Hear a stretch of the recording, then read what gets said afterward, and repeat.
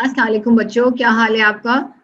मैं actually I was waiting कि 10 o'clock exactly हूँ तो मैं आपसे बात शुरू करूँ, लेक्चर शुरू करूँ। क्या हाल है बेटा? How are you doing? कैसा मौसम है? हमारे पास तो बहुत प्यारा मौसम हो रहा है। आप लोगों के इलाकों में मौसम कैसा है? हाँ, हमारे पास भी रेनी मॉर्निंग थी लाहौर में, और it's very nice and pleasant. आपको मेरे घर में चिड़ियों की आवाजें भी आ रही होंगी, ठीक है?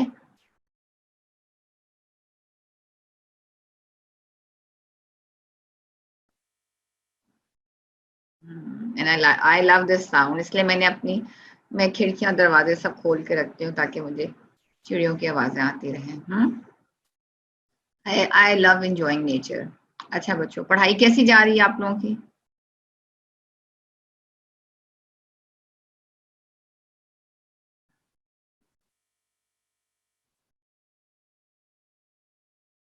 पढ़ाई कैसी जा रही है? पढ़ना शुरू कर दो बेटा। कॉलेज खुलते हुए आप हाँ, मुश्किल सवाल है। बेटा फिर भी कोशिश करो पढ़ने की, थोड़ा थोड़ा पढ़ा करो। एटलीस्ट एक रीडिंग दे दिया करो। 2-3 सफ़े तो होते हैं गाइटन के, जस्ट एक रीडिंग ले दिया करो, बिकॉज आपके कॉलेज खुलते ही आप लोगों के एग्जाम शुरू हो जाएंगे, ठीक है? और जितने आपने अपने सिस्टम सारे जो सेशंस मिस किए हैं वो स्टार्ट हो जाएंगे, ठीक है, आगे पीछे। तो अब जो कुछ पढ़ना है आप लोग अभी थोड़ा सा तो पढ़ लो, ताकि आपको एटलीस्ट पता तो हो कि आपको क्या पढ़ाया गया, बिल्कुल ब्लैंक ना हो उस वक्त आपको, ठीक है? अच्छा, अब ये जो चैप्टर मैं आपको करा रही हूँ ना, इसमें इसकी माइनर डिटेल्स में जाने की जरूरत नहीं है, ठीक है? बेसिकली आपको हर हर एरिया का जो है ना फंक्शंस पता होना चाहिए कि क्या क्या आपने फंक्शंस क्या है डिफरेंट एरियाज के, ठीक है? तो जो मैंने आपके साथ स्लाइड शेयर की हैं, अगर आपके पास वो लेक्चर्स हो तो जस्ट वो स्लाइड्स के ऊपर जो बेसिक जो बातें बताई हुई ना, वो बस वही याद करनी है आपने, ठीक है? तो हमने डिस्कस कर लिया कि थैलेमस डिस्कस कर लिया है हमने, रेटिकुलर एक्टिवेटिंग सिस्टम डिस्कस कर लिया है हमने, हाइपोथैलेमस डिस्कस कर लिया है, और हाइपोथैलेमस और जो लिम्बिक सिस्टम है दे फंक्शन टुगेदर, ठीक है? They function together. Actually hypothalamus is controlling the functions of the limbic system, ठीक है? और just like hypothalamus, limbic system भी जो है that is responsible for the vegetative functions, for the emotional and the behavioural control, ठीक है? So and vegetative functions also, just like hypothalamus. उसके बाद हमने बात की है, थोड़ा सा मैंने आपको मेमोरी और रिवॉर्ड वाला बताना था। हाँ, role of reward and punishment on learning and memory, ठीक है? तो मेमोरी में एक हैबिचुएशन होती है, सेंसिटाइजेशन होती है, ठीक है? तो रिवॉर्ड एंड पनिशमेंट का लर्निंग एंड मेमोरी पे क्या रोल है? अगर आप कोई अच्छा पढ़ाई करोगे, ठीक है, तो teacher will appreciate you, you will always remember कि यस, टीचर ने मुझे इस सवाल का जवाब देने पे अप्रिशिएट किया था, ठीक है? और पनिशमेंट में क्या होगा कि अगर आपको, मैं आपसे लेक्चर थिएटर में आपसे कोई सवाल पूछती हूँ और आप जवाब आप नहीं मुझे देते हो, और you are being mischievous and you are disturbing the class, तो मैं आपको खड़ा कर देती हूँ, मैं आपको पनिशमेंट कर देती हूँ आपकी। तो फिर आपको वो पनिशमेंट याद रहेगी, ठीक है, कि मैडम ने मुझे हमें पनिश किया था, राइट? सो रिवॉर्ड और पनिशमेंट का बहुत रोल है ऑन लर्निंग एंड मेमोरी। अब गाइडन में लिखा है कि यूजुअली जो एनिमल्स हैं they build up strong memory traces for sensations that are rewarding और पनिशिंग, यानी कि वो ऑल सेंसरी सिग्नल जो आ रहे हैं, अगर they are connected to some reward और सम पनिशमेंट तो वो याद रह जाएंगे, ठीक है? Otherwise जो कि which are not associated with reward or punishment, you will tend to forget them. अगर for example you are sitting on a couch, ठीक है, you are sitting on a couch और आप काउच पे बैठे हुए हो, टच की सेंसेशंस भी हैं, प्रेशर की भी सेंसेशंस हैं, बट आपकी मेमोरी में वो नहीं रहेंगे, ठीक है? हाँ, while sitting on the couch if something bits you to this, yes, आपको याद आ जाएगा जी फिजियोलॉजी के लेक्चर में मैं बैठी हुई थी, मैं बैठा हुआ था और किसी चीज ने मुझे काटा था टांग के ऊपर। इस तरह की चीजें आपको याद रह जाएंगी, ठीक है। सो आपका ब्रेन जो है ना, it tends to reject most of the non insignificant sensory signals, ठीक है। लेकिन जो important sensory signals which are associated with some punishment और रिवॉर्ड, वो आपको हमेशा you will remember them, right. होता क्या है, लेट्स से एक सेंसरी स्टिमुलस आया, ठीक है, तो it will excite different areas of the cerebral cortex, ठीक है। If the sensory experience is not associated with any reward or punishment, the repetition of the stimulus over and over lead to extension of the cerebral cortical response, ठीक है। You tend to forget.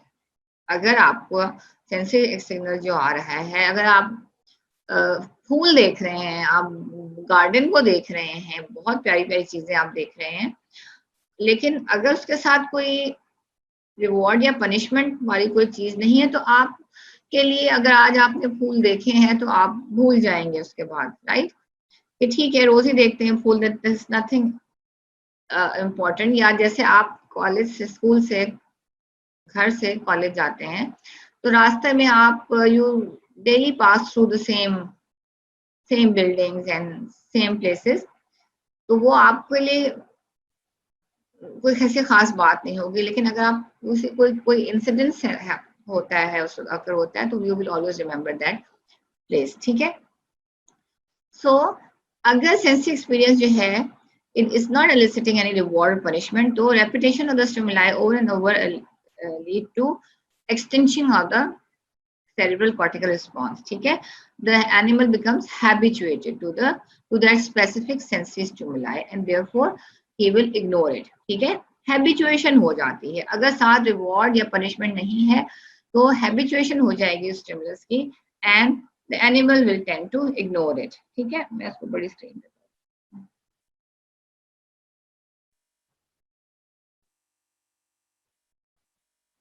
ठीक है। अच्छा, अगर stimulus जो है is associated with some reward और punishment, तो सेरेब्रल कॉर्टेक्स का जो रिस्पॉन्स है it will become more and more intense during repeated stimulation and the response is said to be reinforced, ठीक है। And the limbic system selects the information that we learn, ठीक है, usually. तो अगर आपका जो रिस्पॉन्स है, जो सेंसरी स्टिमुलस है, वो it is associated with some reward और पनिशमेंट, तो रिपीटेड स्टिमुलेशन की वजह से this response will be reinforced. Reinforcement का क्या मतलब है?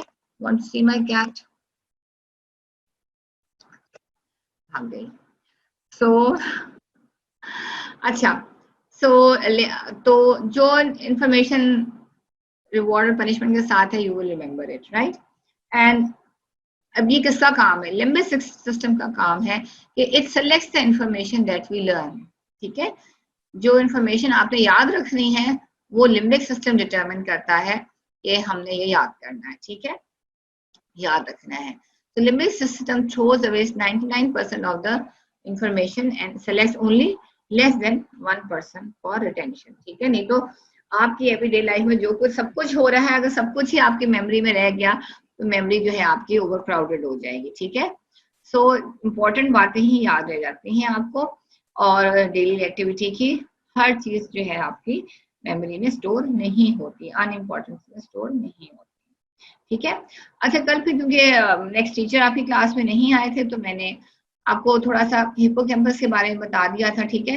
हिप्पोकैम्पस से आपको हिप्पोपोटामस याद आ जाएगा, हाँ है, लेकिन हिप्पोपोटामस नहीं है, ये हिप्पोकैम्पस है, ठीक है। ये लिम्बिक पोर्शन का जो सब कॉर्टिकल एरिया है उसका एक कंपोनेंट है, हाँ। सो ये आपका हिप्पोकैम्पस है, राइट। और हिप्पोकैम्पस की जो है कनेक्शंस हैं थैलेमस के साथ भी, हाइपोथैलेमस के साथ भी, लिम्बिक कॉर्टेक्स के साथ भी कनेक्शन है, ठीक है। ये आपका हिप्पोकैम्पस है, ये देख लें आप, कैसे, ये देखें, ये आपका हिप्पोकैम्पस है, ठीक है। ये सब कॉर्टिकल आपका स्ट्रक्चर है लिम्बिक कॉर्टेक्स का, ठीक है। Hippocampus has numerous but mainly indirect connections with cerebral cortex के साथ भी है, एमिगडाला के साथ भी है, हाइपोथैलेमस के साथ भी है, सेप्टम के साथ भी है और मेमोरी बॉडीज के साथ भी है। अब आप लोगों ने, आई एम सरप्राइज कि अभी तक न्यूरोएनाटॉमी क्यों नहीं खत्म की आप लोगों को, तो मतलब दिस इज जून, यूजुअली तो आप लोग अप्रैल में कर लेते थे न्यूरोएनाटॉमी। खैर, हिपोकैम्पस के फंक्शंस क्या हैं? बिहेवियरल फंक्शंस हैं जिसमें प्लेजर है, रेज है, पैसिविटी है एंड एक्सेसिव सेक्स ड्राइव है, ठीक है। दूसरा फंक्शन क्या है? मेमोरी, ठीक है। हिपोकैम्पस का बहुत इंपॉर्टेंट फंक्शन है consolidation of short term memory into long term memory and this memory is called declarative memory, ठीक है। और इम्पोर्टेंट फंक्शन क्या है? हिपोकैम्पस डिसाइड्स कि कौन सी memories they need to be consolidated, ठीक है। Hippocampus decides which memories need to be consolidated, right? अच्छा, फिर हम थोड़ा सा मेमोरी के बारे में थोड़ा सा और बात कर लेते हैं कि हिपोकैम्पस का, क्योंकि आपने देखा है कि ऑल्फैक्टरी पैरा ऑल्फैक्टरी एरिया के साथ एसोसिएटेड है। तो लेट्स से कि अगर एक जो सेंसरी जो स्टिमुलाई आ रहे हैं, लेट्स से स्मेल है, ठीक है, अच्छे फूड की स्मेल है तो आपको द हिपोकैम्पस जो है वो आपको डिसाइड करेगा yes this is a good smell and this food needs to be eaten, right. अगर बैड स्मेल है you will not eat it, और if there is a good smell और there is you sense danger, तो इस किस्म के जो connections हैं वो आपके लिम्बिक एरिया के साथ कनेक्शन होते हैं हिपोकैम्पस के साथ, and you decide whether it is good, whether it is bad, whether it is pleasant or whether it is unpleasant, ठीक है। हिपोकैम्पस जो है वो आपका डिसीजन मेकिंग एरिया था और हिपोकैम्पस एक ओल्ड ब्रेन में भी मौजूद था, ठीक है। जब एवोल्यूशन हो रही थी, जो ब्रेन के पार्ट्स एवोल्यूशन हुई थी तो एवोल्यूट हुए थे, उसमें से हिपोकैम्पस जो है one of the oldest parts है, ठीक है। तो it was a decision making area, ठीक है। So if the hippocampus signals that the neuronal input is important, the information is likely to be committed to memory. अच्छा, अगर hippocampus कहेगा कि ये जो न्यूरल इनपुट आ रही है it is important, तो what will happen? It will be most likely to become a memory, ठीक है। It will become a memory, ठीक है। Hippocampus provides the drive that causes translation of short-term memory into long-term memory, ठीक है। So, एक तो ये कि हिपोकैम्पस डिसाइड करेगा कि इस मेमोरी को हमने स्टोर करना है या नहीं करना है, ठीक है। दूसरे it has the drive, it provides the drive to convert short term memory into long term memory, ठीक है। It makes the mind rehearse over and over the new information until permanent storage takes place, ठीक है। Hippocampus जो है, what will it do? It will make the mind rehearse over and over the new information until permanent storage takes place. अब देखो एक और important बात मैं आपके साथ शेयर करूं कि देखो बच्चों, they are good memories and they are bad memories, ठीक है। हमेशा याद रखो, अगर if you want to stay happy, you want to remain happy all the time, and so don't think of the bad memories again and again, ठीक है। Let's say फिर मैं बात में क्लासरूम में आ जाती हूँ कि मैंने किसी बच्चे को पनिश किया, ठीक है, उसने मुझे आंसर नहीं दिया, आई मेड हिम और her stand in the lecture theatre. अच्छा, हो गया आपके साथ ये हादसा पेश आया, अब आप जब नेक्स्ट लेक्चर में होगे आपको याद रहेगा मैडम ने मुझे सजा दी, and you will keep thinking over and over and over and over again. घर जाके भी आप सोचते रहे मुझे सजा मिली, मुझे सजा मिली, मुझे सजा मिली। तो फिर क्या होगा कि ये जो मेमोरी है रिहर्स करते करते करते ये एक परमानेंट मेमोरी बन जाएगी, ठीक है, विच इज बैड, ठीक है, that is very bad psychologically, ठीक है। तो अगर कोई चीज बुरी आपके साथ हैपन होती है ना, तो स्टॉप थिंकिंग अबाउट इट। अगर आप उसके बारे में नहीं सोचोगे ना तो वो आप भूल जाओगे, राइट। स्टोरेज में आपके मेमोरी स्टोर हाउस में नहीं जाएगी, लेकिन अगर आप उसके बारे में बार बार सोचते रहोगे तो वो ट्रेसेस बार बार बनते रहेंगे और वो एक मेमोरी, परमानेंट मेमोरी आपके दिमाग में रह जाएगी, ठीक है, which is not psychologically good for you. तो हमेशा बच्चों याद रखो कि बैड मेमोरीज को फौरन डिलीट कर दिया करो, ठीक है, बार बार मत सोचा करो, और सिर्फ अच्छी मेमोरीज को, प्रेजेंट मेमोरीज को आप जो है ना आप से उनको सोचा करो, ठीक है। सो हमने बात कर ली कि जो हिप्पोकैम्पस है that makes the mind rehearse over and over the new information until permanent storage takes place, ठीक है। सो इम्पोर्टेंट बात अब याद रखो, ठीक है। बुरी बातें जो है आप लोगों ने भूल जानी है, ठीक है, और आपने उनको उसी वक्त दिमाग से डिलीट कर देना है ताकि वो आपके साइकोलॉजिकली आपके ब्रेन को अफेक्ट ना करें। You should forget all the bad memories, immediately delete कर दिया करो, ठीक है। only remember the good memories, ठीक है। अच्छा जी, जब हम हिप्पोकैम्पस की बात करते हैं तो then we talk about anterograde amnesia. ये आपको पहले भी मेरे ख्याल में डॉक्टर हसीब ने बता दिया होगा कि एंट्रोग्रेड एमनीसिया में क्या होता है। You recall mostly previous learn memories satisfactorily, ठीक है। जो डैमेज से पहले, ठीक है, हिप्पोकैम्पस के डैमेज से पहले जो आपने मेमोरीज आपकी होती हैं, लर्न मेमोरीज, वो आप उनको you can recall them, right. But you can not learn new information that is based on verbal symbolism, for example names of people with whom they come across every day, ठीक है, right. So usually क्या है कि आपकी damage से पहले, hippocampus के damage से पहले आपकी जो मेमोरीज है वो आपको याद रहेंगी, लेकिन न्यू इंफॉर्मेशन जो है, लाइक मैंने आज 5 लोगों से मिली, 5 नए लोगों से मिली, ठीक है, लेकिन मुझे फिर उनका नाम नहीं याद रहता कि वो कौन लोग थे, ठीक है। सो आई जो न्यू इंफॉर्मेशन है, जो मुझे डिलीट से आज मैं 5 लोगों से मिली, 3 जो लोग थे वो तो मेरे पुराने जानने वाले थे डैमेज से पहले, तो वो मुझे तो उनके तो मुझे नाम याद रहेंगे, लेकिन जो 2 नए बंदे मेरे पास आए थे मिलने के लिए, मुझे उनका नाम नहीं याद रहेगा, ठीक है। एंट्रोग्रेड एमनेसिया में you tend to remember for a moment or so what transpires during the course of their activities, ठीक है। अच्छा, अब जैसे कोई मैं एक्टिविटी कर रही हूँ, थोड़ी देर के लिए तो मुझे याद रहेगा कि ये मैंने एक्टिविटी की है, ठीक है, लेकिन थोड़ी देर के बाद I will forget it. Then in anterograde amnesia people are capable of short term memory for seconds only, ठीक है, उस वक्त बस याद रहा for seconds और उसके बाद भूल गया। Then their ability to establish memories lasting longer than a few minutes is completely abolished, ठीक है। तो हो क्या रहा है कि जो शॉर्ट टर्म मेमोरी है वो लॉन्ग टर्म में कन्वर्ट नहीं हो रही है। सो डैमेज से पहले वाली बातें याद है सारी, लेकिन जो अब करंट एक्टिविटीज चल रही हैं उसमें जो है व्हाट इज हैपनिंग, वो फ्यू सेकेंड्स तो याद रहता है, उस वक्त तो याद रहता है कि क्या हो रहा है, मैं पढ़ा रही हूँ, ठीक है, तो वो तो मुझे याद रहेगा, लेकिन उसके बाद I will tend to forget, ठीक है। शॉर्ट टर्म मेमोरी होती है फॉर सेकेंड्स, लेकिन the ability to establish memories lasting longer than few minutes is completely abolished, ठीक है।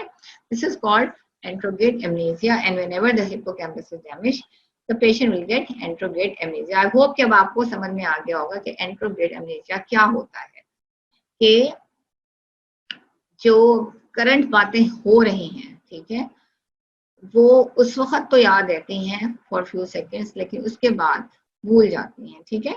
लॉन्गर देन फ्यू मिनट्स से जो जो बड़ी the ability to establish memories lasting longer than few minutes is completely abolished, ठीक है। अच्छा, अब हम आ जाते हैं जी, हिप्पोकैम्पस की बात होगी। हिप्पोकैम्पस का रोल है मेमोरी में, ठीक है। हिप्पोकैम्पस का रोल है इन डिसाइडिंग हिप्पोकैम्पस के what memory should be stored and what memory should not be stored. Hippocampus का फंक्शन है बिहेवियरल, ठीक है। अब हम आ जाते हैं एमिगडाला पे, ठीक है। एमिगडाला दिखा देती हूँ मैं आपको, ये आपका एमिगडाला है, ठीक है, और ये आपका ये एमिगडाला पड़ा हुआ है, ठीक है। दिस इज योर एमिगडाला, ठीक है, और यहाँ पे ये सब कॉर्टिकल एरिया में ये आपका एमिगडाला पड़ा हुआ है, ठीक है। फंक्शन से याद करना है बच्चों, हिप्पोकैम्पस के जो मेमोरी वाला पार्ट है बहुत इंपॉर्टेंट है। हिप्पोकैम्पस के फंक्शंस, ये कनेक्शन याद करने की कोई इसमें जरूरत नहीं है, ठीक है। खैर, इसमें उसमें it transfers signals to cortical areas, hippocampus, thalamus, hypothalamus and septum, ठीक है। और इसके ये दो न्यूक्लियाई हैं। कॉर्टिकोमीडियल न्यूक्लियाई का रोल है इन ऑल्फैक्शन और बेसोलैटरल न्यूक्लियाई का रोल है इन बिहेवियर। ठीक है, जो कनेक्शंस है ना वो इसलिए बताते हैं कि एमिगडाला जो है वो आपके कॉर्टिकल एरियाज को भी सिग्नल भेजता है और इन्फ्लुएंस करता है। ठीक है, ये हिप्पोकैम्पस को भी सिग्नल भेजेगा, थैलेमस को भी, हाइपोथैलेमस को भी, सेप्टम को भी। ठीक है, यानी कि ये आपका एमिगडाला है। ठीक है, ये हिप्पोकैम्पस को भी सिग्नल भेज रहा है, इसको थैलेमस को भी भेज रहा है, सेप्टल एरिया को भी भेज रहा है, पैरा और फैक्ट्री एरिया को भी भेज रहा है। ठीक है, और इसके दो न्यूक्लियाई हैं, एक न्यूक्लियाई का इन्फ्लुएंस है आपकी ऑल्फैक्शन पे और दूसरे का है बिहेवियर पे। ठीक है, so it is sending signal to cortical areas which are hippocampus, thalamus, hypothalamus, septum. Cortical areas, hippocampus, thalamus, hypothalamus. ठीक है, इन सब एरियाज को के सारे से कनेक्शंस है। दो न्यूक्लियाई हैं, एक न्यूक्लियाई का रोल है इन ऑल्फैक्शन और एक न्यूक्लियाई का रोल है इन बिहेवियर। ठीक है, अब जी फंक्शंस ऑफ एमिगडाला। ठीक है, अब एमिगडाला के क्या फंक्शंस हैं? अब मैंने आपको बताया था ना कि जो आपका लिम्बिक सिस्टम है और आपका जो हाइपोथैलेमस है, उन सब का जो है, hypothalamus is actually controlling the functions of amygdala. तो जो हाइपोथैलेमस के फंक्शंस हैं वही आपके एमिगडाला के भी लिम्बिक सिस्टम के फंक्शंस हैं। एमिगडाला और हिप्पोकैम्पस ये सब पार्ट है लिम्बिक सिस्टम। ठीक है, तो amygdala has vegetative functions. Vegetative functions क्या होते हैं? इंक्रीज और decrease in arterial pressure, increase or decrease in heart rate, increase or decrease in GIT motility and secretions, defecation or micturition, pupillary dilation or early constriction, piloerection, secretion of various anterior pituitary hormones like gonadotropin and ACTH hormone. ठीक है, समझ में आई? ये सारे जो functions हैं ये आपके vegetative functions हैं. These functions are necessary for the life to go on, right? जिसमें आपका आर्टीरियल प्रेशर है, हार्ट रेट है, जीआईटी मोटिलिटी है, डिफिकेशन है, मैच्योरेशन है, प्यूपिलरी डायलेशन है, पाइलोरेक्शन यानी कि बाल, गूज़बम्प्स, बाल खड़े हो जाते हैं स्किन के ऊपर, and secretion of various anterior pituitary hormones, gonadotropins and ACTH hormone. ठीक है, ये आपके एमिगडाला के वेजिटेटिव फंक्शंस हैं। ठीक है, अच्छा और क्या फंक्शंस हैं एमिगडाला के? Involuntary movements, right? So amygdala की रोल है in controlling the involuntary movements also. ठीक है, like tonic movement such as raising the head or bending the body. ठीक है, involuntary movements में जैसे you are raising the head or bending the body, circling movements. ठीक है, circling movements, occasionally clonic rhythmical movements, right? And number four licking, chewing and swallowing. ठीक है, ये आपके एमिगडाला के फंक्शंस हैं, मोटर फंक्शंस। ठीक है, राइट? इनवॉल्युंटरी मूवमेंट्स को कंट्रोल करता है, दूसरे टोनिक मूवमेंट्स को such as raising the head और bending the body, circling movements, clonic rhythmical movements, licking, chewing and swallowing. ये सब जो है ये these movements are influenced by amygdala. ठीक है, उसके बाद जनाब सब amygdala का क्या फंक्शन है? Behavioural function. ठीक है, अब बिहेवियरल में क्या कौन कौन से फंक्शंस हैं? Pain, rage, fear, escape, punishment, reward and pleasure and sexual activities. ठीक है, like erection, copulatory movements, ejaculation, ovulation, uterine activity and premature labor. देखो छोटे छोटे से पार्ट्स हैं लिम्बिक सिस्टम के, लेकिन ये कितने इंपॉर्टेंट हैं। ठीक है, कि इनका भी रोल है आपके कितने important behaviours of the human body के ऊपर। ठीक है, सो फंक्शंस ऑफ एमिगडाला, एक तो वेजिटेटिव फंक्शंस हैं। ठीक है, नंबर 2 आपके मूवमेंट्स के साथ, मोटर कंट्रोल के साथ भी रिलेशनशिप है आपके एमिगडाला की, जिसमें आपके licking, chewing, swallowing, circling movements, tonic movements, ठीक है, like raising the head of the body, clonic movements, ठीक है, क्लोनिक रिदमिकल मूवमेंट्स, और इनवॉलंटरी मूवमेंट्स, ठीक है। फिर उसके बाद बिहेवियर पे भी इफेक्ट है आपके एमिगडाला का, like it causes pain, rage, fear, escape, punishment, ठीक है, रिवॉर्डिंग, प्लेजर, सेक्सुअल एक्टिविटीज में फिर ये सारी सेक्सुअल एक्टिविटीज आ जाती हैं, जिसमें आपकी इरेक्शन है, कॉपुलेटरी मूवमेंट्स है, इजैकुलेशन है, ओवुलेशन है, यूट्राइन एक्टिविटी है एंड प्रीमेच्योर लेबर में, इन सब में रोल है आपके एमिगडाला का। अच्छा, अगर एमिगडाला जो है डैमेज हो जाएगा तो क्या होगा, ठीक है। अगर एमिगडाला जो है वो आपका डैमेज हो जाता है, लेट्स से एंटीरियर दोनों टेम्पोरल लोब्स की टिप पे पड़ा हुआ है ना एमिगडाला, तो लेट्स से दोनों जो एंटीरियर पार्ट हैं टेम्पोरल लोब्स के वो डिस्ट्रॉय हो जाते हैं, तो क्या होगा, द पर्सन, वैसे तो एनिमल्स के ऊपर काम किया है, the person is not afraid of anything, has extreme curiosity about everything, forgets rapidly, has a tendency to place everything in its mouth and sometimes even tries to eat solid objects, ठीक है। मतलब पत्थर खाना शुरू कर देगा, लकड़ी का कोई ब्लॉक है वो खाना शुरू कर देगा बंदा, एनिमल, हाँ। Often has a sex drive to so strong that it attempts to copulate with immature different species, ठीक है। So क्लूवर-बुशी सिंड्रोम क्या होती है, क्लूवर-बुशी सिंड्रोम में anterior part of both temporal lobes they are destroyed, ठीक है। तो जब anterior part of both temporal lobe destroy हो जाएगा तो इसका मतलब है कि एमिगडाला हो गया डैमेज, ठीक है। अब उसका पेशेंट जो है कैसे प्रेजेंट करेगा, एज क्लूवर-बुशी सिंड्रोम, ठीक है। इसमें क्या होता है कि जो एनिमल है he is not scared of anything, किसी से नहीं वो डरेगा, चाहे वो चीज उसको नुकसान ही पहुंचा देगी, he is not scared, and then he has extreme curiosity about everything, ठीक है। and हर चीज के बारे में ये क्या चीज है तो he is curious, then he tends to forget everything, rapidly forgets everything, ठीक है। then he or she tends to place everything in its mouth and sometimes even tries to eat solid objects, अच्छा, often has a sex drive so strong that it attempts to copulate with immature different species, ठीक है।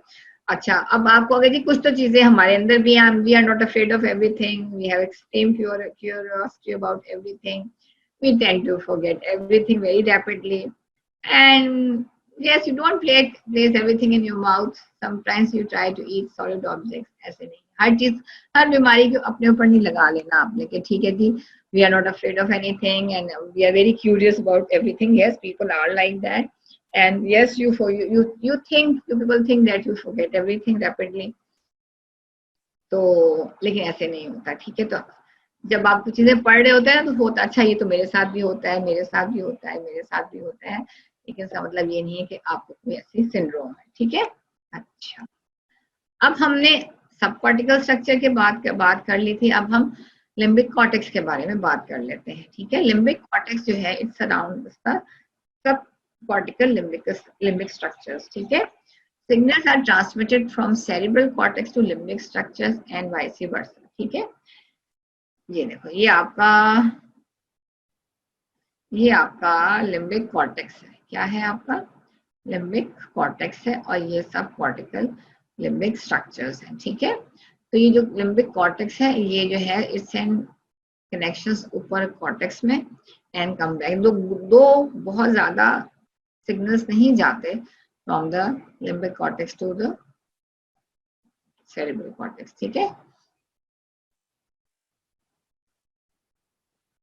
अच्छा जी, अब देखो बच्चों, याद रखो कि फंक्शंस कैसे हम डिटरमिन करते हैं कि ब्रेन का कौन सा पार्ट जो है वो उसका क्या फंक्शन है। तो या तो हम इलेक्ट्रोड्स लगाते हैं और उस एरिया को स्टिमुलेट करते हैं, ठीक है। तो हमें पता, फिर जो एक्टिविटी ज्यादा हो रही होती है तो हमें पता चल जाता है कि जी इस एरिया का ये फंक्शन है, या व्हाट वी डू कि we ablate that area, we remove that area, और फिर हम देखते हैं कि कौन से फंक्शंस जो थे हो रहे थे and they have stop functioning, ठीक है। ये दो तरीके हैं जिस तरह से आपको पता चल सकता है कि आपके different parts of the brain how they are performing their function, ठीक है। सो क्या है कि जो पोस्टीरियर कॉर्टेक्स जो है, पोस्टीरियर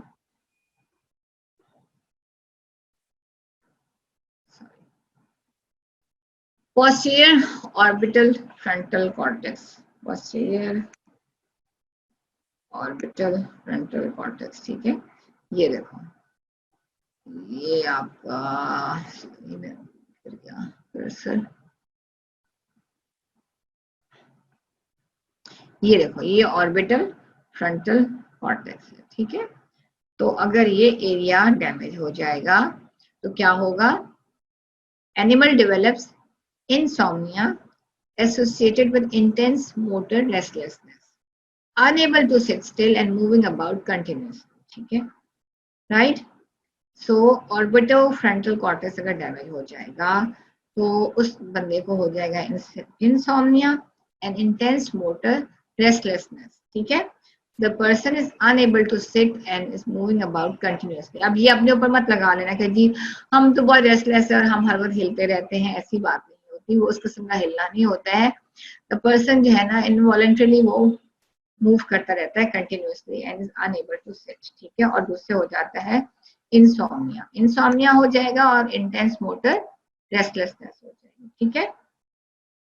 अच्छा, फिर क्या फंक्शन है जी, ablation of anterior cingulate gyri and subcallosal gyri, ठीक है, एंटीरियर सिंगुलेट एंड सबक्लोजल, ठीक है। ये आपके एंटीरियर सिंगुलेट है और साथ इसके सबक्लोजल है, ठीक है। ये सिंगुलेट गायरस है, अब सॉरी ये सिंगुलेट गायरस है और ये सबक्लोजल है। ऑर्बिटोफ्रंटल में एमनीजिया हो जाएगा और इनवॉलंटरी मूवमेंट्स, वॉलंटरी मूवमेंट्स जो है वो अनकंट्रोल हो जाते हैं, ठीक है। सब क्लोजल गायरस और सिंगुलेट गायरस अगर डैमेज हो जाएगा तो क्या होगा, destruction of these gyri bilaterally releases the raised centers of the septum and hypothalamus prefrontal inhibitory influence, ठीक है।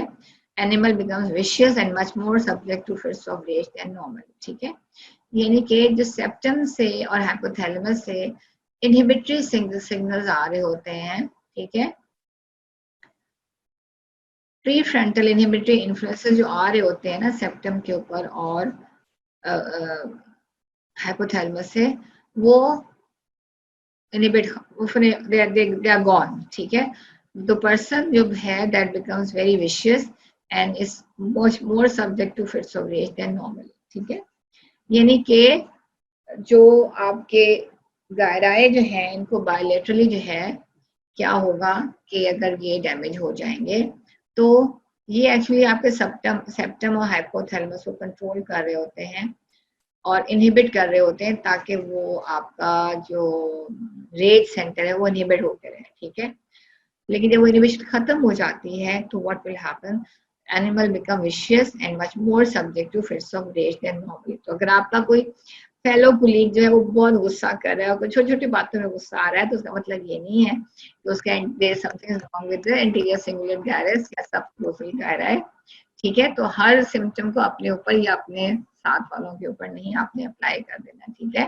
तो यार तुझे तो एंटीरियर तेरा सिंगुलेट गायरस खराब हो गया है, तेरा सबक्लोजल गायरस खराब हो गया, that is why you have become so vicious and you are fighting all the time, ऐसे नहीं करना आपने, ठीक है। तो ये वैसे ये तरीका याद रखने का अच्छा, इसको बहुत गुस्सा आता है तो उसका मतलब है कि इसके एंटीरियर सिंगुलेट गायरस और सबक्लोजल गायराई जो है वो गड़बड़ हो गई है वहां पे। अच्छा, सो बच्चों कहानी हो गई खत्म आपकी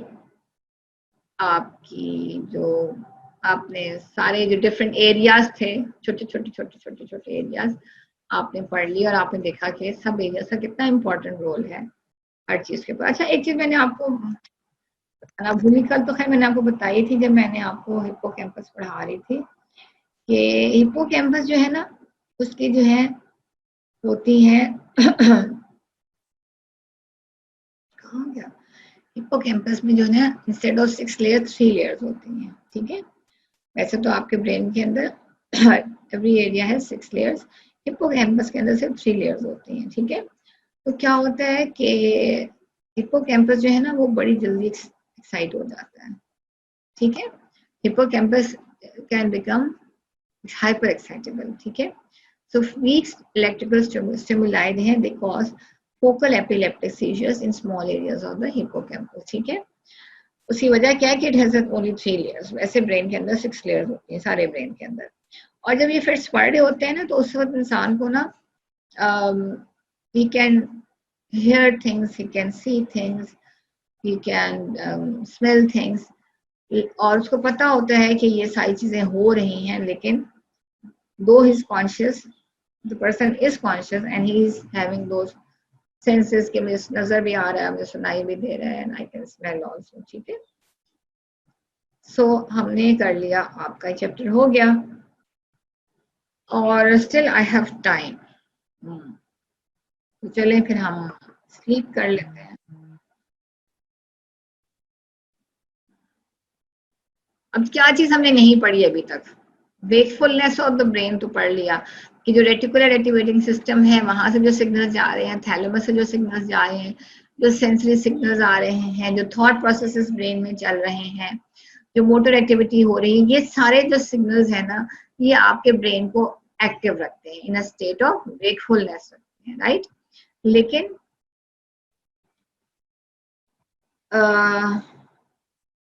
सब कुछ तो आपने पढ़ लिया, अब क्या पढ़ा? स्लीप नहीं पढ़ी।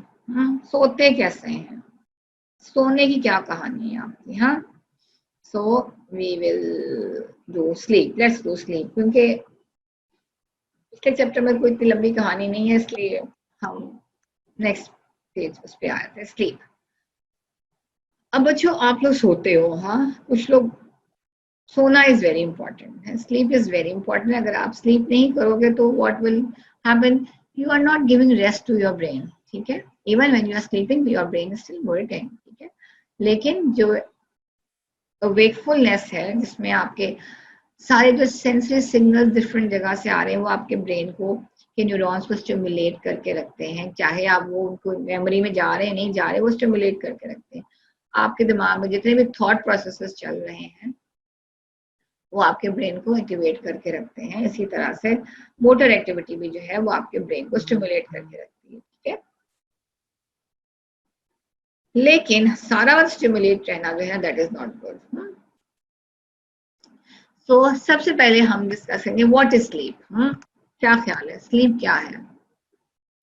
Sleep is defined as unconsciousness from which the person can be aroused by sensory or other stimuli। अच्छा देखो बेटा, अल्लाह ताला ने कुरान शरीफ में ये लिखा है कि जब आप सोते हो तो आपकी रूह जो है वो आपके जिस्म से निकल जाती है। देखो वो क्या साइंस है, and when you get up तो आपकी रूह आपके जिस्म में वापस आ जाती है, ठीक है। स्लीप के बारे में ये कुरान शरीफ में लिखा हुआ है कि व्हेन यू स्लीप तो आपकी रूह आपके जिस्म से निकल जाती है, और जब आप वापस जागते हो तो स्लीप आप वापस आपकी रूह आपके जिस्म में आ जाती है। तो जब खैर अल्लाह सुबह उठा करो तो अल्लाह ताला का शुक्र अदा किया करो, ठीक है। हर बात का शुक्र अदा करो अल्लाह ताला का।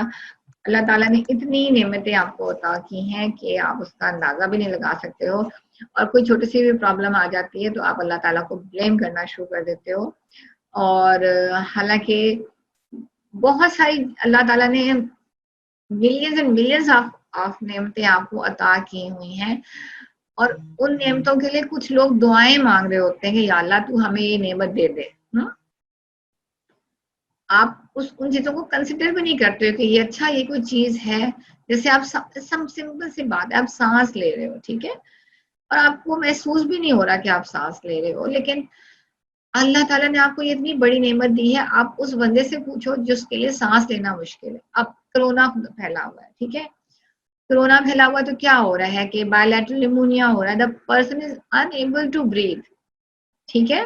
तो अल्लाह ताला ने आपको इतनी नेमतें अता की हैं जिसका आपको एहसास भी नहीं है, और जो दूसरे लोग वो उस नेमत को हासिल करने के लिए दे आर बेगिंग गॉड कि अल्लाह ताला तू हमें हमारी मदद कर, तू हमें देखने की सलाहियत अता फरमा। कुछ लोगों को सुनने की सलाहियत नहीं होती, सुनने की सलाहियत अता फरमाए अल्लाह ताला तू हमें। चलने फिरने की सलाहियत, जो बेचारे उसमें पेशेंट पड़े होते हैं कोमे में, the person who are paralysed, तो आपको तो अल्लाह ताला ने इतनी सारी नेमतें दी हुई हैं, उनमें से एक नेमत जो है वो स्लीप है, ठीक है। अगर अल्लाह ताला आपको सारा वक्त जगा के रखता तो क्या होता? तो आपका ब्रेन थक जाता है, तो अल्लाह ताला ने इसलिए कहते हैं ना, दिन आराम करने के लिए बनाई है, रात सोने के लिए बनाई। लेकिन आप लोग क्या करते हो, आप लोग सारा रात जागते हो और सारा दिन सोते हो। हाँ, दिस इज वेरी बैड, ठीक है, बिकॉज आपके मोस्ट ऑफ द जो ऑर्गन्स ऑफ द बॉडी हैं, वो रात को जब मेलाटोनिन रिलीज होती है ना, तो आपके बॉडी के जो ऑर्गन्स हैं वो रेस्ट करते हैं रात के वक्त, ठीक है, due to release of melatonin. और जब आप डे टाइम में सोते हो ना, तो जो रात को आपकी बॉडी ने रेस्ट करना होता है, वो बॉडी आपकी रेस्ट नहीं करती है, ठीक है।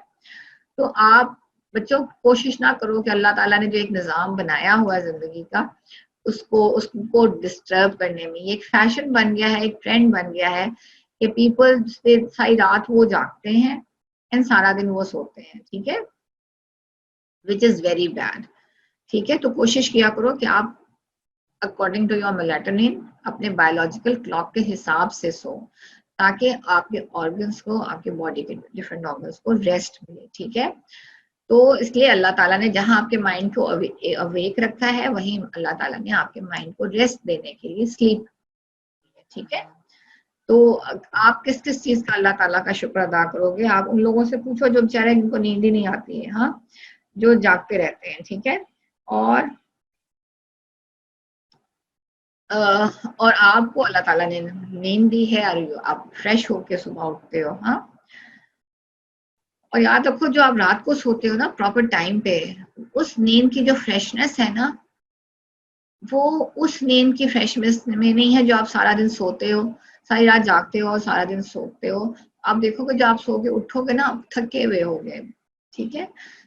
रात को सो के आप सुबह उठोगे तो आप फ्रेश उठोगे, और अगर दिन को सारा सोते रहोगे ना, आप उतने फ्रेश नहीं होगे, बिकॉज आपके organs they are not rested properly, ठीक है। अच्छा, तो अब स्लीप क्या है?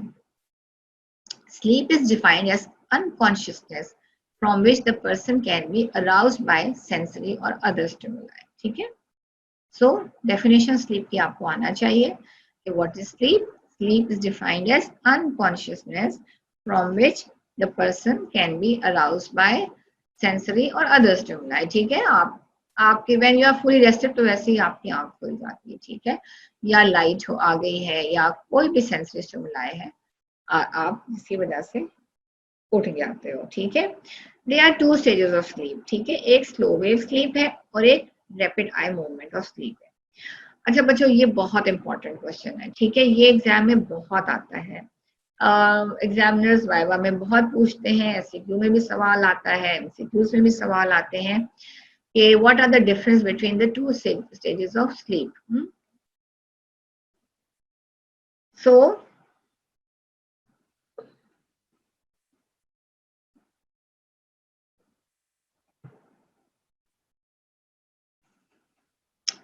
So there are two stages of sleep.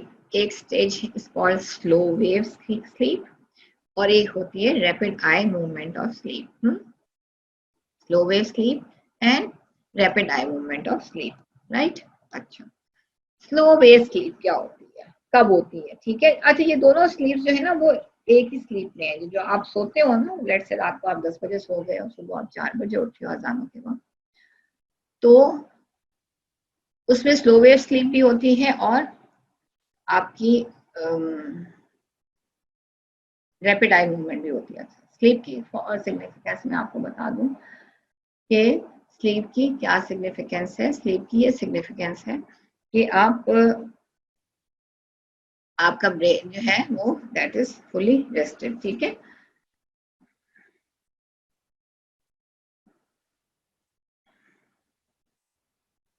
और ये जो इलेक्ट्रिसिटी का दौर है ना, इस इलेक्ट्रिसिटी के दौर ने नुकसान क्या किया हुआ है। देखो, पहले क्या होता था, इलेक्ट्रिसिटी नहीं थी तो लोग दिल्ली से मगरिब के बाद नमाजें पढ़ी, खाना खाया और सो गए, ठीक है।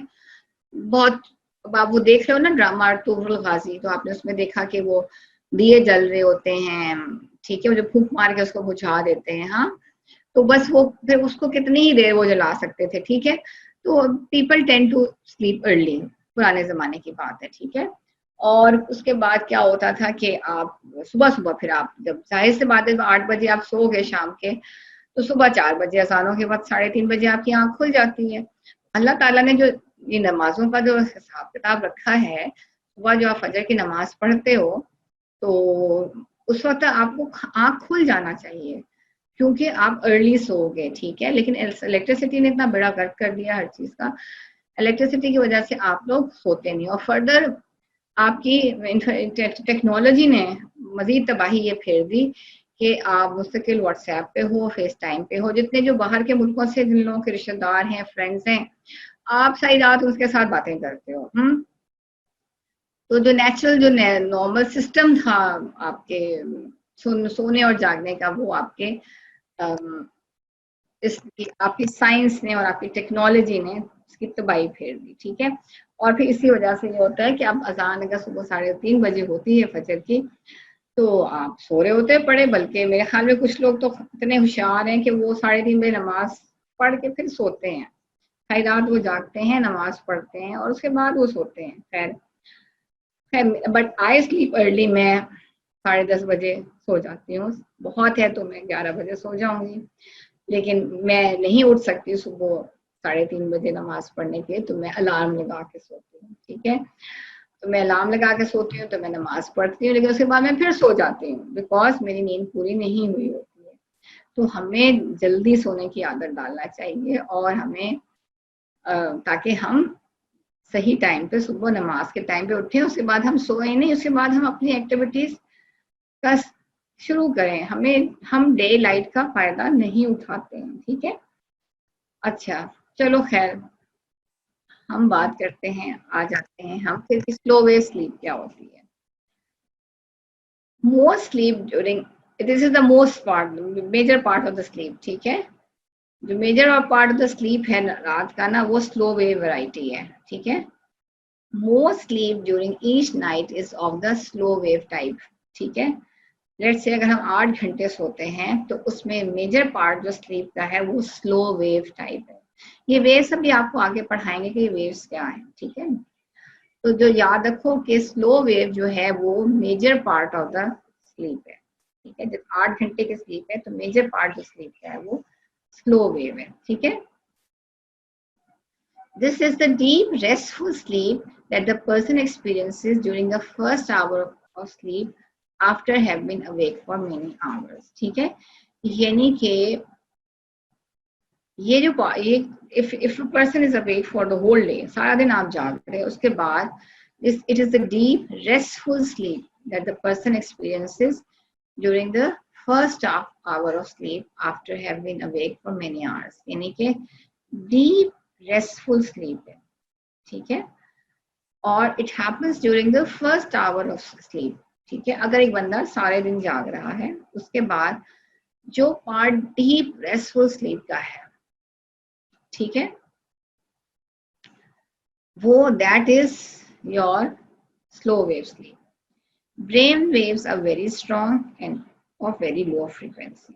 अच्छा, अब जब आप स्लो वेव स्लीप में आपकी जो ब्रेन वेव्स हैं, अगर आपको इलेक्ट्रोड्स लगाए जाएं, ठीक है, और आपकी ब्रेन की एक्टिविटी देखी जाए तो इसमें ब्रेन वेव्स बहुत स्ट्रॉन्ग बन रही होती हैं, ठीक है, लेकिन उनकी फ्रीक्वेंसी जो होती है वो बहुत लो होती है, ठीक है। और वो वेव्स कौन सी हैं? Alpha, delta and theta. कौन सी वेव्स हैं वो? Alpha, delta and theta. ये आपको ब्रेन वेव्स अभी आगे पढ़ाएंगे हम, ठीक है। तो स्लो वेव स्लीप जो है most part of the sleep है, ठीक है। दूसरे इट हैपन्स, ये थोड़ी डीप और रेस्टफुल स्लीप होती है, ठीक है। It is very deep and it is very restful sleep, ठीक है। और ब्रेन वेव्स स्लीप में, स्लो वेव में, दे आर वेरी स्ट्रॉन्ग, लेकिन उनकी फ्रीक्वेंसी जो है दैट इज लो। और कौन कौन सी ब्रेन वेव बनती हैं? अल्फा, डेल्टा एंड थीटा, ठीक है। और स्लो वेव स्लीप में क्या होता है? There is decrease in peripheral vascular tone and vegetative functions of the body, ठीक है। बड़ी इंपॉर्टेंट बात यह है कि स्लो वेव स्लीप में पेरिफेरल वास्कुलर टोन जो है वो लो हो जाती है, as well as their vegetative function of the body जो है वो भी स्लो डाउन हो जाते हैं। वेजिटेटिव फंक्शंस क्या थे? Heart rate, blood pressure, GIT movements, defecation, micturition, आइल्स control and so on. There is 10 to 30% decrease in the blood pressure, respiratory rate and basal metabolic rate, right? बहुत important बात यह है कि स्लो वेव स्लीप में peripheral vascular tone जो है and vegetative functions of the body जो है वो डिक्रीज होते हैं. So there is a decrease. अब वेस्कुलर टोन कम हो गई है तो there is 10 to 30% decrease in the arterial pressure. Vegetative function जो रेस्पिरेशन है वो भी स्लो हो जाती है, और basal metabolic rate that also slows down. ठीक है. और क्या होता है इसमें? Dreamless sleep. Slow wave sleep जब हो रही होती है, डीप स्लीप, उसमें आपको ड्रीम्स नहीं आते. ठीक है. अगर आएंगे तो there is no body activity. ठीक है. These dreams are not consolidated and are not remembered. ठीक है. Usually slow wave sleep में you don't get dreams. अच्छा, अगर ड्रीम्स होंगे भी तो there is no body activity. हाथ पाँव नहीं चला रहे होगे आप. ठीक है. ये जो ड्रीम्स हैं they are not consolidated, so they are not remembered. Slow wave dreams में, sleep में जो ड्रीम्स हैं, the dreams are not consolidated, so they are not remembered, right? And that is why हम इसको कहते हैं dreamless sleep. अब हम आ जाते हैं जी आपके रैपिड आई मूवमेंट स्लीप पर. हाँ, रैपिड आई मूवमेंट स्लीप में क्या हो रहा है? इसको हम पैराडॉक्सिकल स्लीप भी कहते हैं या डीसिंक्रोनाइज स्लीप भी कहते हैं. ठीक है. REM स्लीप क्या है? Rapid eye movement sleep, right? इसको हम पैराडॉक्सिकल स्लीप भी कहते हैं या इसको डीसिंक्रोनाइज स्लीप भी कहते हैं. अब स्लो वेव हमने देख ली क्या होती है. अब हम देखते हैं कि जी REM रैपिड आई मूवमेंट में क्या होता है. So in a normal night of sleep, bouts of REM sleep lasting 5 to 30 minutes usually appear on the average every 90 minutes. Rapid eye movement sleep क्या होती है? It lasts for 5 to 30 minutes और हर 1.5 घंटे बाद you have a REM sleep. ठीक है. बात समझ में आई कि जो स्लो वेव स्लीप थी वो मोस्ट ऑफ द टाइम जो थी वो आपकी थी, मोस्ट ऑफ द जो पार्ट है स्लीप का वो आपकी स्लो वेव स्लीप है. जो आपकी रैपिड आई मूवमेंट स्लीप है उसमें क्या होता है कि they are bouts of REM sleep 5 से 30 मिनट, 5 to 30 मिनट्स के बाउट्स होते हैं, पीरियड्स ऑफ स्लीप होते हैं 5 to 30 मिनट्स के, जो कि विच अकर आफ्टर एवरी 90 मिनट्स, यानी कि 1.5 घंटे बाद. यानी कि अगर आपकी 8 घंटे की स्लीप है तो उसमें हर 1.5 घंटे के बाद 5 मिनट से या आधे घंटे तक आपकी रैपिड आई मूवमेंट वाली स्लीप होती है. ठीक है. If a person is very sleepy, तो bouts of REM are short. ठीक है. अब REM का पीरियड क्या है? It is from 5 to 30 minutes. If the person is very sleepy, तो this period of sleep is become short. 30 minutes की बजाय 5 minutes होगा. And if a person is restful, अगर person थका हुआ नहीं है तो bouts of REM increases. ठीक है. यानी कि REM जो है वो ज्यादा देर तक रहेगा. ठीक है. सो ये इम्पोर्टेंट बात है कि REM के जो पीरियड्स होते हैं, स्पेल्स आते हैं, वो 5 to 30 मिनट्स तक के होते हैं, अकरिंग आफ्टर एवरी 1.5 घंटा. अगर बंदा बहुत ज़्यादा स्लीपी है तो ये बाउट्स थोड़े हो जाते हैं, और अगर 5 मिनट से हो जाते हैं, और अगर बंदा रेस्टफुल है और उसके बाद वो सो रहा है तो आपके ये बाउट ऑफ REM जो है वो बढ़ जाते हैं 30 मिनट्स के लिए परसिस्ट करते हैं. ठीक है. कभी सो के आपने देखा ना कि जब थके हुए होते हो तो आप ऐसे बेखबर सोते हो कि आपको पता ही नहीं होता पड़े कहाँ हो, लेकिन जब आप कम थके हुए होते हो तो फिर आपको पता हो रहा होता है, आप सो तो रहे होते हैं लेकिन आप इतने ज्यादा रेस्टेड नहीं होते हो. अच्छा, अब REM स्लीप के क्या फीचर्स हैं? Active dreaming and active bodily muscle movement. ठीक है. यानी कि REM स्लीप में आपको ख्वाब नजर आएंगे. यू विल बी ड्रीमिंग, और while you are dreaming your body is moving. ठीक है. वहां पे आपने स्लो वे में एक तो ड्रीमलेस स्लीप होती है. ठीक है. और अगर ड्रीम आएगा भी तो उसमें बॉडी मूवमेंट नहीं हो रही होती है. REM स्लीप में एक्टिव ड्रीमिंग होती है with active body muscle movements. ठीक है. अच्छा, मजे की बात यह है कि REM जो स्लीप है can not be aroused by sensory stimuli. यानी कोई आपको उठा रहा है ना तो आप उसको से नहीं उठोगे, ठीक है। People usually awakes spontaneously in the morning during an episode of REM sleep, ठीक है। उठते मगर वो REM sleep के वक्त ही है, right? Muscle tone throughout the body is exceedingly depressed, indicating strong inhibition of the spinal muscle control areas, ठीक है। तो क्या क्या फीचर्स हैं? एक्टिव ड्रीमिंग है, and while you are dreaming active bodily muscle movements होती हैं, और ये जो ड्रीम्स हैं ये आपके कंसोलिडेटेड होते हैं, आपको याद रह जाती हैं, जो REM में जो स्लीप है, ठीक है। दूसरे REM स्लीप, बाहर से कोई बंदा आपको झंझोड़ के उठाएगा तो उसमें आपके लिए REM स्लीप में उठना मुश्किल होगा, ठीक है। हालांकि ये डीप स्लीप नहीं है, ठीक है। REM स्लीप में if you someone is trying to arouse you by sensory stimuli, ठीक है, तो you are difficult to get up, ठीक है। लेकिन स्पॉन्टेनियसली मॉर्निंग में जो बंदा उठता है वो ड्यूरिंग REM स्लीप उठता है, ठीक है। ये याद रखो, यानी कि जब सुबह आपकी आंख खुलती है तो वो आंख खुलती है आपकी, उस वक्त आपका REM स्लीप वाला पीरियड होता है, ठीक है। डीप स्लीप नहीं होती है इसमें, REM स्लीप में डीप स्लीप नहीं होती है, ठीक है। एक्टिव ड्रीमिंग होती है, ड्रीम जो है वो कंसोलिडेट हो जाते हैं, वो आपको याद रहते हैं। आपको कोई झंझोड़ के उठाएगा तो आप मुश्किल उठोगे नहीं, नॉर्मली आप REM स्लीप में उठते हो, ठीक है। जिस वक्त REM स्लीप का पीरियड होता है उस वक्त you get up in the morning, ठीक है। और मसल टोन बॉडी की ड्यूरिंग REM स्लीप जो है वो डिप्रेस हो जाती है because of inhibition of the spinal control areas from higher centers, ठीक है।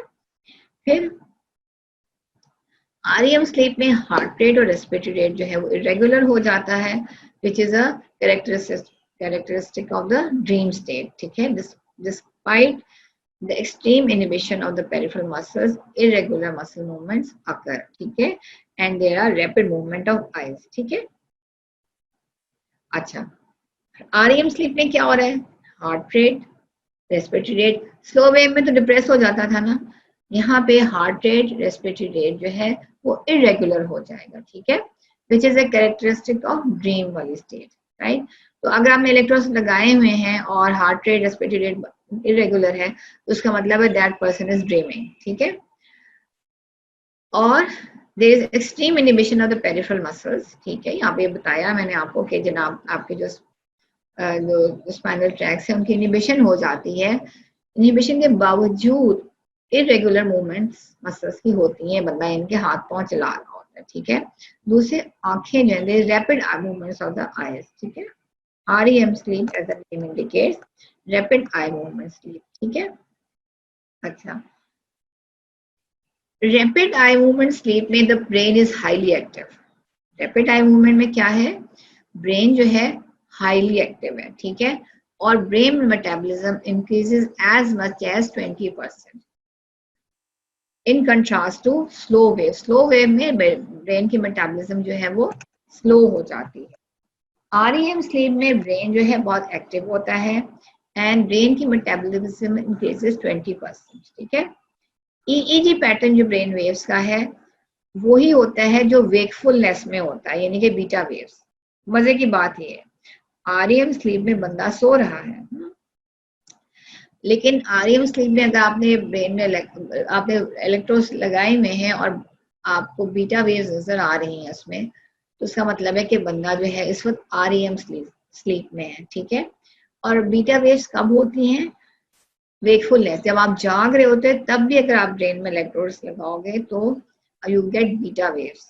देखो कितनी इंटरेस्टिंग बात है कि रैपिड आई मूवमेंट वाली स्लीप में जिसमें आप ख्वाब देखते हो, ठीक है, उसमें जो EEG पैटर्न है वो वेकफुलनेस का होगा, यानी कि बीटा वेव्स। बीटा वेव्स जब आप जाग रहे थे तब भी आपकी ब्रेन में से बीटा वेव्स रिकॉर्ड होंगी, और जब REM स्लीप होगी तब भी आपकी बीटा वेव्स रिकॉर्ड होंगी, ठीक है।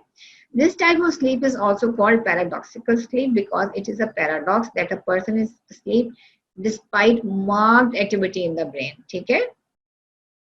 So इसको paradoxical sleep इसलिए कहते हैं कि the person is, it's a paradox that the person is wide asleep but there's more activity in the brain activity is not channeled in the proper direction for the person to be fully aware of his or her surroundings. ठीक है, so I will stop here. Brain activity is not channeled in a proper direction, इसलिए आप सो रहे होते हो, ठीक है, and you are not aware of your surroundings. Interesting बात ये है, ठीक है. Okay, I will stop here. Any questions?